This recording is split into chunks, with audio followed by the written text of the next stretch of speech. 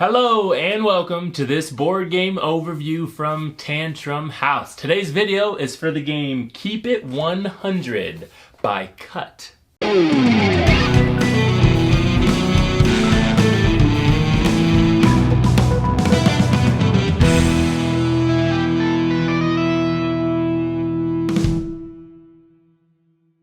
Welcome back. My name is Jonah and like I mentioned, this is a overview video of the game Keep It 100 by Cut. It's the game of surprising surveys.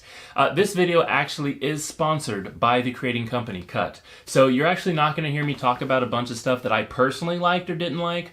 I'm just going to keep everything objective and give you an inside scoop into how the game plays and how it looks. And that way you can build your own opinions. And that way if you decide the game's actually right for you, you can get that game. Now this game's headed straight to retail. So if you're interested after you watch this video, you've actually got to head to your friendly local game store and get it. Or of course you can go to cut.com and I'll actually put a link in the comments for you.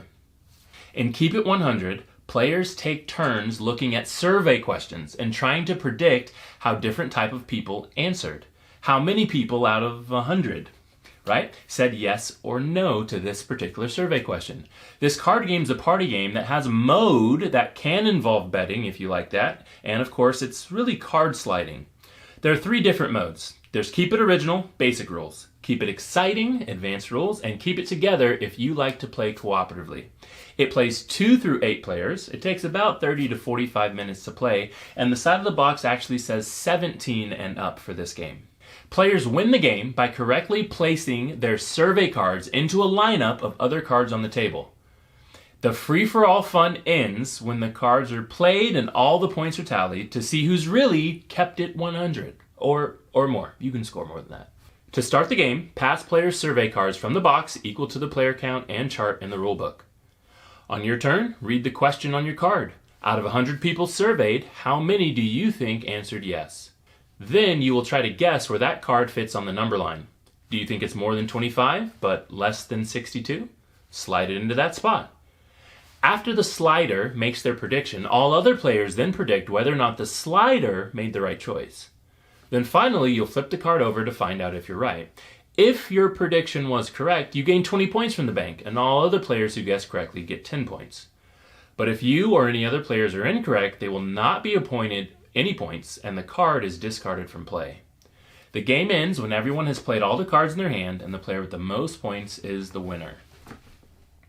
One of the things about this game that makes it really unique is that if you get your card correct, you place it in the right spot in the timeline, you flip it over and reveal that, and now your card is now part of the timeline. So your timeline gets more complex with more numbers in it as play continues. So if you started the game with a 25 and a 62 and it says, how many people or ask you a crazy question, right? How many people love basketball in your state? And you get it right with a 50. Well, now your timeline's got a 25, a 50, and a 62. It makes it really, really interesting to play it, especially with a high player count. I will definitely say that Keep It 100 is very colorful. It's actually looks really good on the table. It has a nice table presence. I'll also say the way that it supports up to 8 players is actually really unique because I personally feel like it plays really well. I think I played the first time at 7 players and I played 1 round at 8 players and it played awesome. Now I will definitely tell you that there are some adult themed cards in this box. That's why the rules or the side of the box says 17 plus. There are absolutely adult themes in this box, and so if you're a family friendly type game player, you should just weed those out. Now, some things you might want to know. There are advanced rules for players who want to go big or go home that involves the betting. The cooperative play, also, you can play that solo, so that's very interesting. I believe Cut believes that the results on the surveys are valid enough to provoke conversation, especially the ones from big research firms.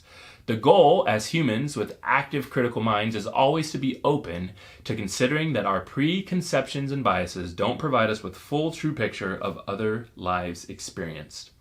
I would honestly agree with that. Now there's a nice year in every corner of every card as well that tells you what year that survey was conducted, just in case you're interested in that sort of thing. And there are all sorts of different categories: wealth, sports, parents, lifestyles, TV habits, and other nerd stuff for us guys, right?